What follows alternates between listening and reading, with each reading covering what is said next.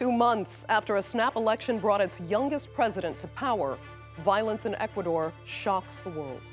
Days of chaos culminated in an attack on live TV in the commercial capital of Guayaquil. President Daniel Noboa declared a state of emergency, but can he really turn the tide on years of rising crime, narco trafficking, and instability? I'm Andrea Sankey, and today's newsmaker is Ecuador.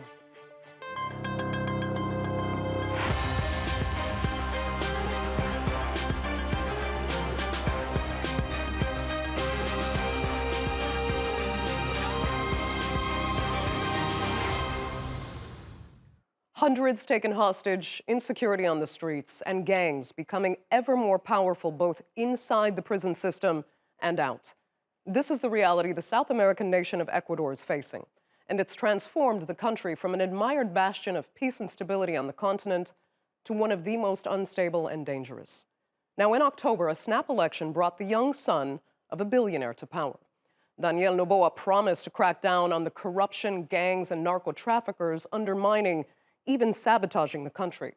But given the downward trajectory of the last few months, it's hard to say if Noboa's administration will ultimately make things better. Here's a look. The jailbreak of Jose Adolfo Macias has fueled a new wave of violence in Ecuador. The Los Choneros gang leader, known as Quito, is among the top cocaine providers to the US. After his escape, Quito's gunmen invaded a state-owned television station. They took newscasters hostage, demanding the government leave the crime syndicate alone. Authorities arrested the gang members, and President Daniel Noboa immediately declared a state of internal armed conflict, allowing him to call up more than 20,000 military personnel for active duty. From this moment on, any terrorist group identified in the mentioned decree has become a military target. The present and future of our homeland are at stake, and no act of terror will make us waver. We will not retreat or negotiate. Good, justice, and order cannot seek permission or bow to terrorists. We are acting firmly and decisively against any attempt to destabilize and sow chaos within the national territory. But chaos had already spread to prisons. Riots broke out in at least 6 facilities. Scores of guards and civil servants were taken hostage by inmates at Macala prison. So far, there have been 8 civilian and 2 law enforcement casualties of the violence, and more than 1,400 suspects have been detained. Analysts believe the abnormal riots are being spurred by newly emerged cartels and Ecuador's position as an export hub for the world's largest cocaine producers, its neighbours Peru and Colombia. In the 2010s, the homicide rate in Ecuador was among the lowest in Latin America, less than 6 for every 100,000 people. A decade later, that figure has more than quadrupled, all because of gang violence.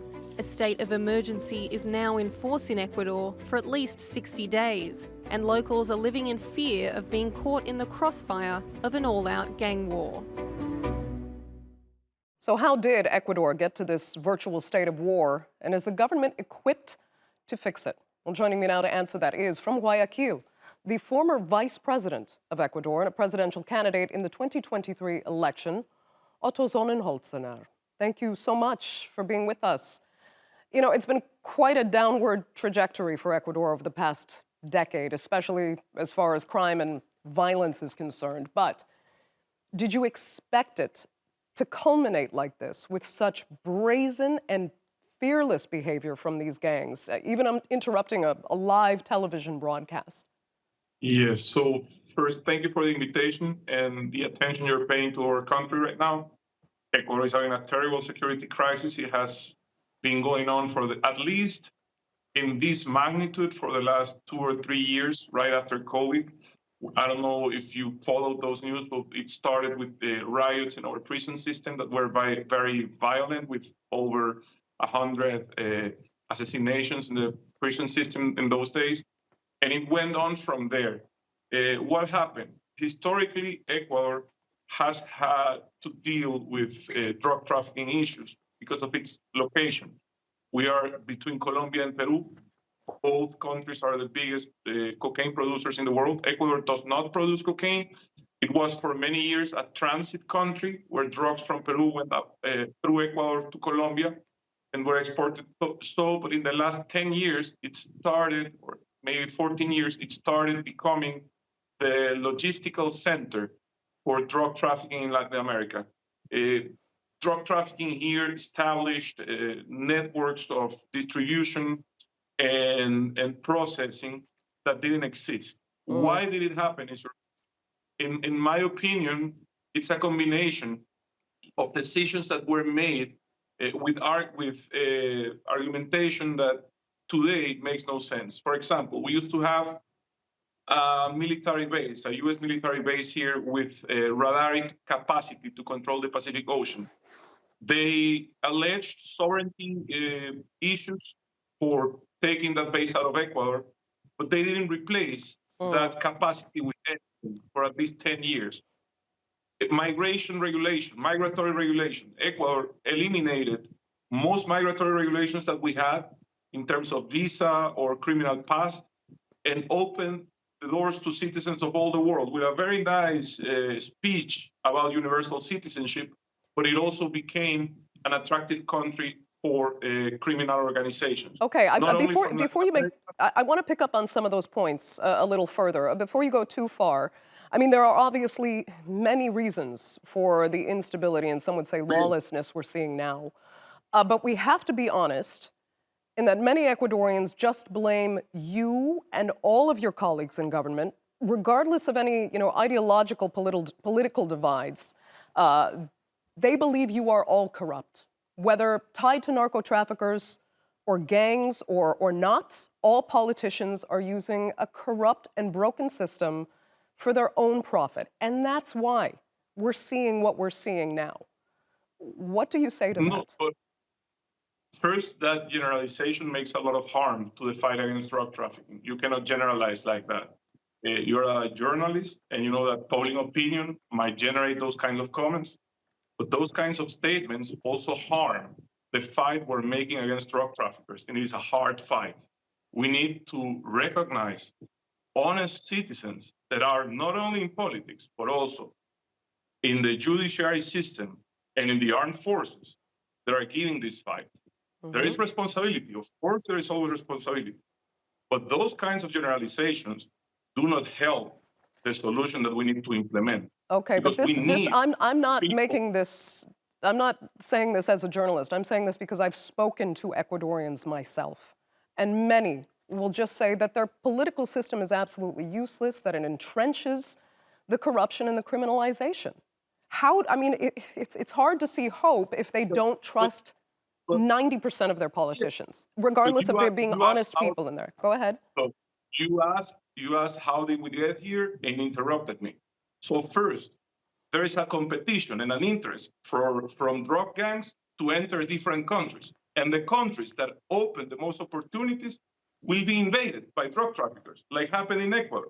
Of course, weak institutions and corruption are a part of this. If you look 2-3 weeks ago, you have a case called Metastasis, where you can see how one of the main drug traffickers was from prison giving orders to members of the armed forces, to members buying judges, buying judiciary workers, and penetrating political parties. Yes, of course you can see that. That happens. What you cannot do is generalize. And those people, when are detected, must be sanctioned with all the strength that we have. Because when we arrest drug traffickers, they buy justice. When we arrest criminals, even politicians, they buy justice. Of course, the weakness of the institutions, not only in Ecuador, in all Latin America, is a big part of the problem. But we will not solve it with generalization.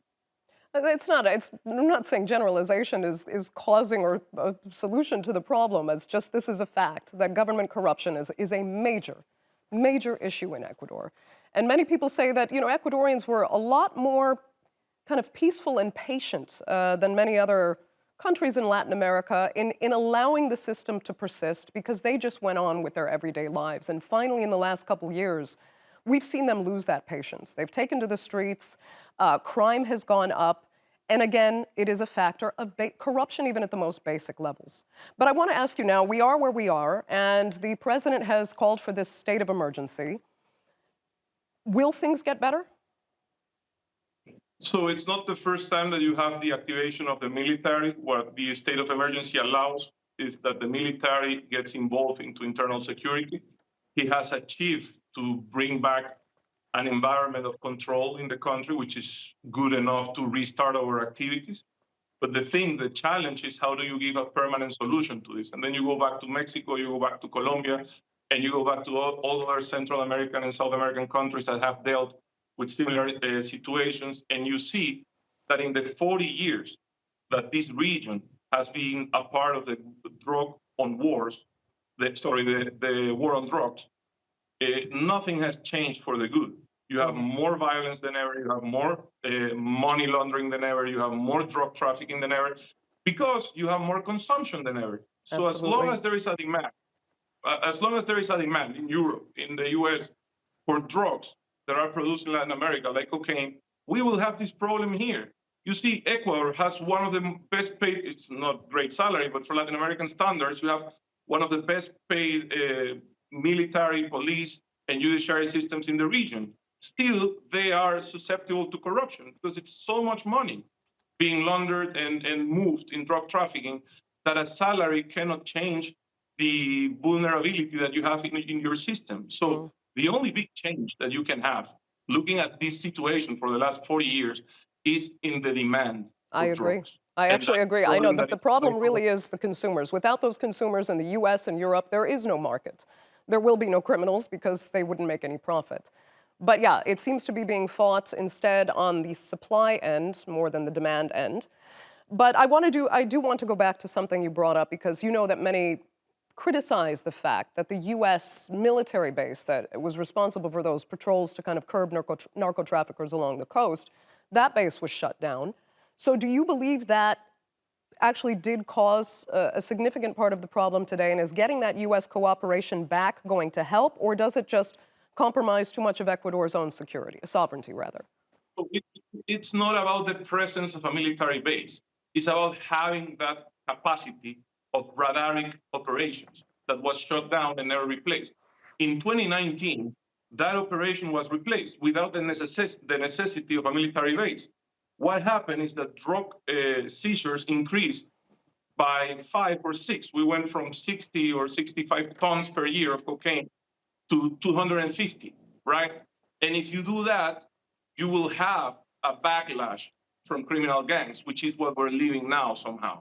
You know, so the mistake probably was to increase the capacity to control drug trafficking without preparing for this situation that we're living now, which is drug gangs in the beginning fighting amongst each other for the space they're losing, and then after that, in the last 2 years, starting new criminal activities like kidnapping or extortion that didn't exist here in Ecuador, only in very limited numbers, and now are part of the day-to-day life of the country. So they couldn't do as much in drug trafficking because we started capturing 5-6 times more than before. They moved into criminal activities that affected more our citizens in Ecuador. And the other thing that changed, and this is very important because it's affecting even countries with strong institutions like Costa Rica, is that the buyers of the drugs, mainly in Mexico and Eastern Europe, started paying with the residue of the drug production instead of money. What do these local gangs that operate the logistics for them do with this residue? They start doing micro trafficking in Ecuador, and the consumption problem becomes an Ecuadorian problem, which wasn't the case 10 years ago. And these young kids that you see today taking this TV station and making all this violence, this sanguinary violence with levels of brutality that we haven't seen before, most of them are addicts that were recruited in schools by these gangs when they gave them this cheap, very damaging drug and made them addicted to it and destroyed their lives and their families and made them part of their criminal activities. It is hugely... This drug addiction, it's a huge thing in Ecuador right now. And if you see a map of the violence in Ecuador, it's concentrated in the coastal cities where this has happened. Ecuador today, in numbers of violence, is like 2 worlds in one country. If you see the numbers of the highlands, in cities like Quito or Cuenca, beautiful, amazing cities, they don't have safety issues like we do in Guayaquil, because this hasn't penetrated there. And of course, because the ports are not there, they are in the coast, Yeah, specifically in Guayaquil, it is one huge. of the biggest ports in Latin America. It is hugely tragic, everything that you're describing, and I really wish we had a lot more time to talk about it. But unfortunately, that's all the time we have for this segment. So Otto Sonnenholzner, I really appreciate you being with us on the Newsmakers.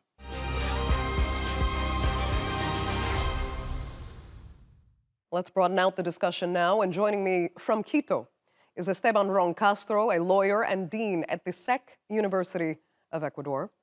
From Paris is Manuela Picq, a professor of international relations at Universidad San Francisco de Quito, and also in the Ecuadorian capital we have writer Matthew Carpenter Arevalo. He is also the CEO and founder of Céntrico Digital. Thanks all so much for being with me. Matthew, I'll start with you. I'd just like to pick up, if we can, on what you heard the former vice president saying there. He said a lot about what he believes are the causes of the current crisis that we're seeing in Ecuador right now. Did you agree with what was described? Largely. I believe that there's still a lot of room for the state to make Ecuador less attractive as a base of operations for drug traffickers. There are a number of things that the government does that it should do much better. For example, the financial unit that is responsible for money laundering is only prosecuting a handful of cases every year. And we anticipate that money laundering this year is going to be anywhere between 3 and 5% of GDP. So that's almost $4 billion. And so Ecuador is a dollarized economy. As a result of being a dollarized economy, it is an attractive place for drug traffickers to launder their money, to be able to distribute to their families and friends. And the other element of this that we don't often talk about is that Ecuador subsidizes its fuel. And diesel fuel is a key ingredient both in the production of cocaine and is also required in order to move drugs from the continent, from the Ecuadorian continent to Galapagos, where it then heads on to Mexico. So a combination of these factors make Ecuador very attractive. And these are options or political policy decisions that the governments time and time again continue to support and sustain. And it's something that needs to be rethought. And perhaps support and sustain, because when they stop those fuel subsidies, we saw some protests break out. It's hard to get that balance right. Because Manuela, you believe that a lot of the security crisis really disproportionately hurts Ecuador's poor, as well as the very young, which is something the former vice president, was actually starting to describe. How so? Yeah, they're all children, and this problem has been building up over the years. But what we see is a lack of public investment, and actually a lack of investment in security. Last year, the budget assigned to security was spent at less than 10% until August. So we are in the middle of a crisis, and the spending is not happening. So the government is being characterized over the last few years by its inaction. And one wonders if the inaction for security, for spending, not just on education, but actually on equipping the police, on paying the police better, on training the police, if this is not happening by incapacity, by mistake, or by complicity. Esteban Ron Castro, let me get your take on all the opinions that you've heard so far. I mean, have the causes been properly identified, and is Ecuador on its way to solving them? There are many causes around this problem, but there are also some institutional causes, like the lack of intelligence in prevention of crimes. There was an implosion in the judiciary power, as Otto said. We don't trust the judges. We don't trust the judiciary workers, and there are a lot of problems in the prosecution for these people. The trials are always corrupted, so that's a big problem that's not being taken care of. There's another problem, as Manuela said, the investment that the state needs to do in education and also for food. And the main problem with this social statement is that the presence of the state is just null. So these gangs try to make their living around that, because they don't have access to food, education, water, and every basic needs that they have. Yeah. So there are a lot of problems around also the judiciary power.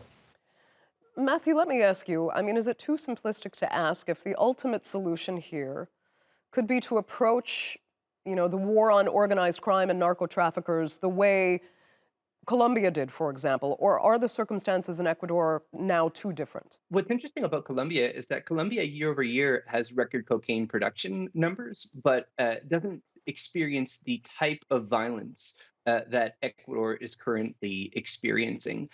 And part of what makes Ecuador different is that it's a new actor as a logistics hub.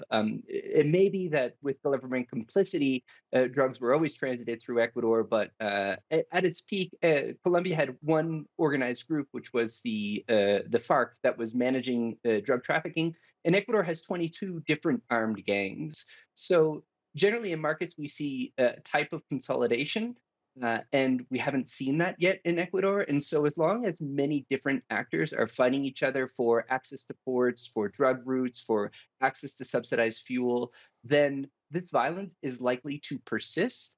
At the moment, the drug gangs are trying to send a message to the politicians, to the public, and to the security forces that they are the ones that are in charge. And the security forces now have the task of reasserting their authority, especially in many of these places where the state has abandoned its presence.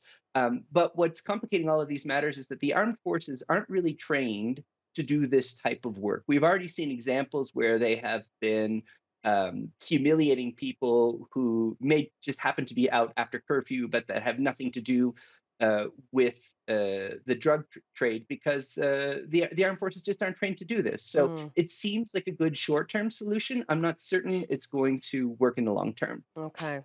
And Manuela, let me ask you, I mean, how much of the overall crime in Ecuador can be attributed to the loss of control of the prison system itself? There's no point in cracking down on crime if offenders are sent to jails that are controlled by their fellow criminals who perpetuate the system from inside.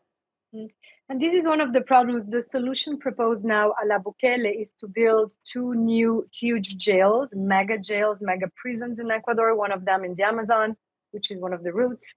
But this is not going to solve anything. First, they operate from the jails. Second, the bigger the jail, the easier it is for the state to lose control, right? So it's better to have 10 small jails than one big jail, for instance. But last, the problem is not happening only in the jail. The jails are just the epicenter where they operate.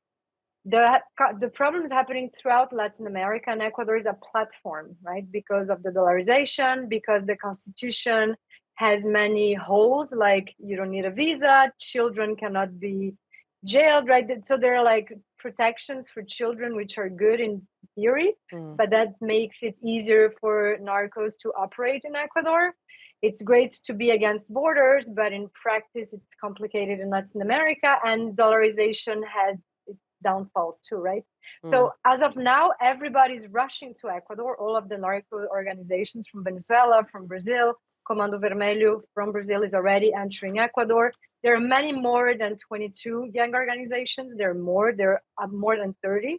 Not all of them have been listed as terrorist organizations, but they're competing for territory. They have international allies, international market. So all of these solutions that we're discussing are insufficient.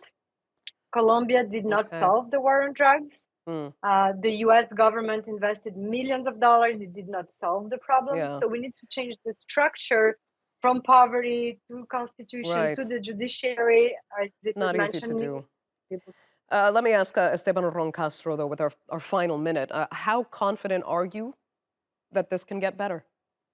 I'm not really that confident around this, because all what we've seen, like action of the government to prevent or to eliminate the crime, are just some small ways in order to stop what's happening right now. As Manuela said, we're not investing for the future. The lack of investigation around the main causes are also causing this big problem. Like we said, there are more than 30 illegal groups that are operating in our country. The jails are not big enough in order to prevent what's going on around those jails, and also the judicial branch, the judicial power is not taken care of, and that's a big problem. If Okay. the state doesn't work in the judicial power, nothing is going to happen. Okay, that will have to be the final word. So unfortunately, we're out of time for this edition of the Newsmakers. I'd like to thank all of my panelists really so much for joining us, and our viewers, of course, for being with us as well. Remember, you can follow us on X, and do be sure to subscribe to our YouTube channel. I'm Andrea Sankey. We'll see you next time.